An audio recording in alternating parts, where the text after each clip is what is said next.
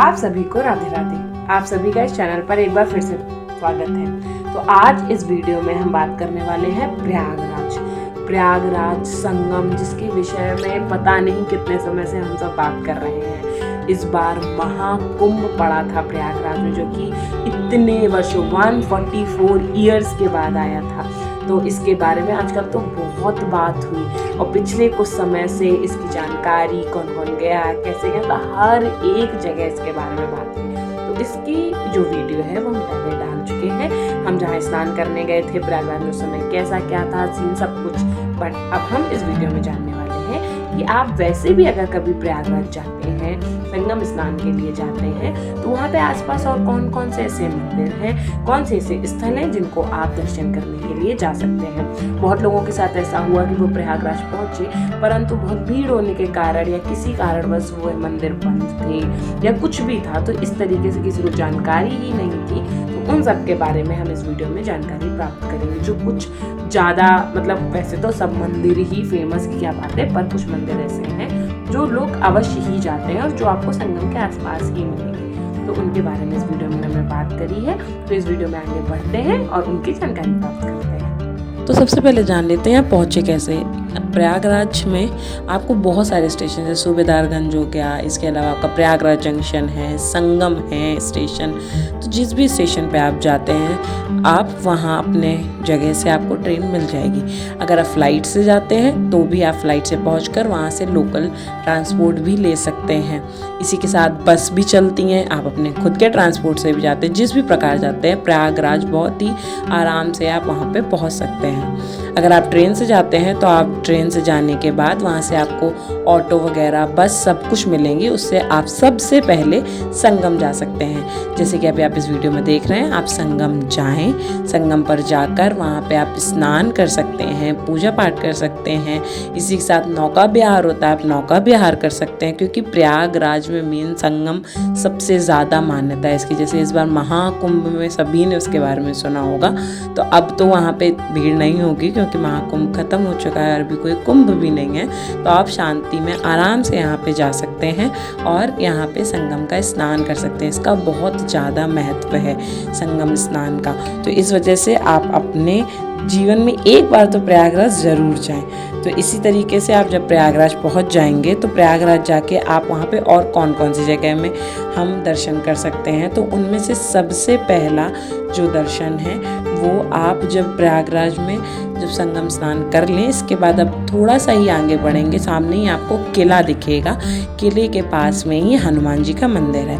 हनुमान मंदिर जो कि संगम एवं किले के निकट, प्रयागराज में गंगा यमुना के तट के निकट बड़े हनुमान जी के मंदिर के नाम से ख्याति रखता है। संगम नगरी में इन्हें बड़े हनुमान जी, किले वाले हनुमान जी, लेटे हनुमान जी और बांध वाले हनुमान जी के नाम से भी जाना जाता है।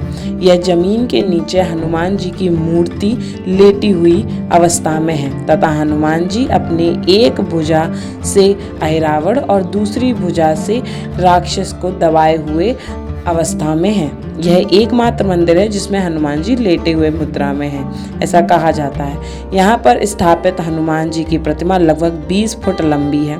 यह मंदिर हिंदुओं के लिए अति श्रद्धा का केंद्र और दर्शनीय है। यह मंगलवार और शनिवार को भारी भीड़ उमड़ती, जैसे कि हर हनुमान मंदिर में होता है। उसके अलावा संगम में स्नान करने वाले श्रद्धालु यहाँ दर्शन करना नहीं भूलते। ऐसा कहा जाता है कि गंगा का पानी भगवान हनुमान जी का स्पर्श करता है और इसके बाद गंगा का पानी उतर जाता है।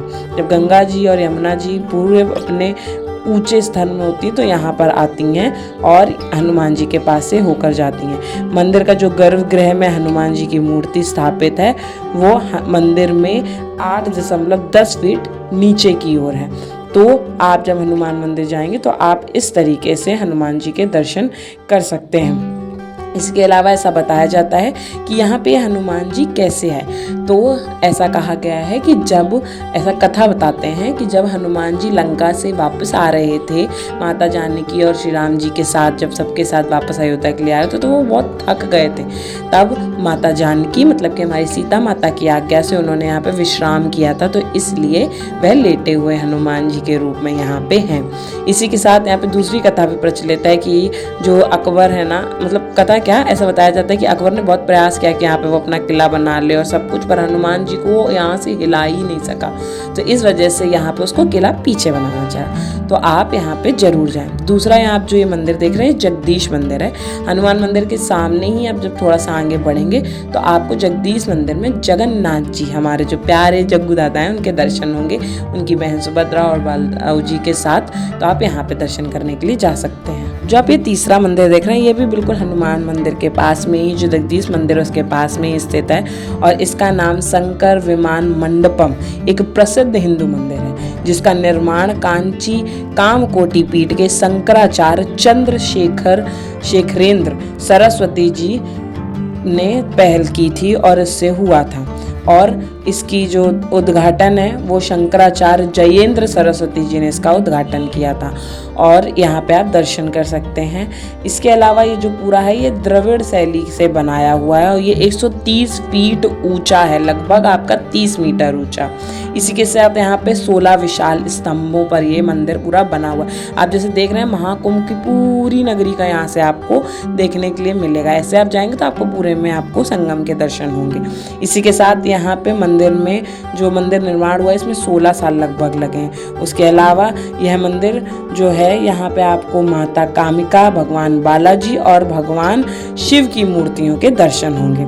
इसी के साथ शिव मूर्ति का जो वजन बताते हैं यहाँ पे वह 10 टन का है, तो आप यहाँ पे जाके दर्शन कर सकते हैं। जिस मंदिर के बारे में बात कर रहे हैं वह है नाग वासुकी मंदिर। इसकी स्थापना 10वीं शताब्दी ईस्वी में हुई थी। वर्तमान संरचना जो कि 18वीं शताब्दी में मराठा राजा श्रीधर भोसले द्वारा निर्मित कराई गई थी।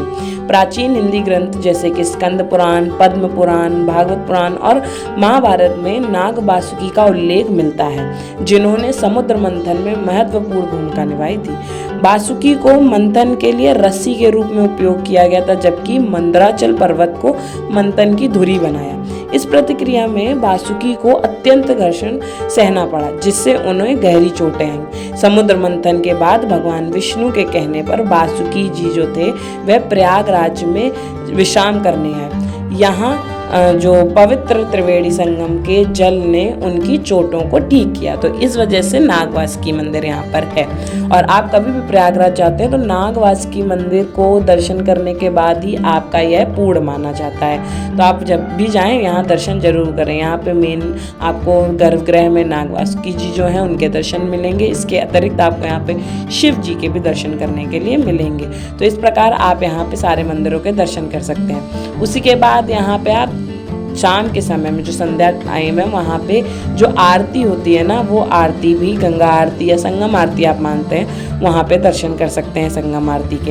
इसी के साथ आपने सुना होगा कि यहाँ जब ये महाकुंभ हुआ इसमें बहुत सारे रुद्राक्षों से जो शिवलिंग्स बनाई गई थी उनके आप दर्शन कर सकते हैं। तो इस प्रकार आप प्रयागराज जब भी जाएं तो यहाँ सब जगह पे दर्शन अवश्य करें। और यहाँ पे अगर आप गए हैं, आपने जो भी दर्शन किए उसके बारे में हमें ज़रूर बताएं। तो आप सभी को ये वीडियो कैसी लगी यह हमें अवश्य बताएं। आपको संगम अगर आप गए हैं और प्रयागराज में महाकुंभ के समय पे गए हैं तो बहुत ही मतलब भाग्य की बात है। अगर नहीं भी जा पाए तो कोई बात नहीं, संगम कभी बदलता नहीं है, वह वैसा ही है। आप वहाँ पे जाके स्नान कर सकते हैं। आप लोग यहाँ पे पहले इन स्थलों पर अगर होके आए हैं, दर्शन करके आए तो हमें अवश्य बताएं। नहीं गए हैं तो आप उस बारे में भी हमें कमेंट में बता सकते हैं, या आपको जो चीज़ अच्छी लगी या जो चीज़ें हमें और ऐड ऑन करनी चाहिए उनके बारे में बता सकते हैं। बाकी इस वीडियो को लाइक करिए, शेयर करिए और इस चैनल को सब्सक्राइब करिए, बेल आइकन को प्रेस करिए, जिससे कि और जो वीडियोस हम आगे लाते हैं उनके बारे में आपको पता चल जाए।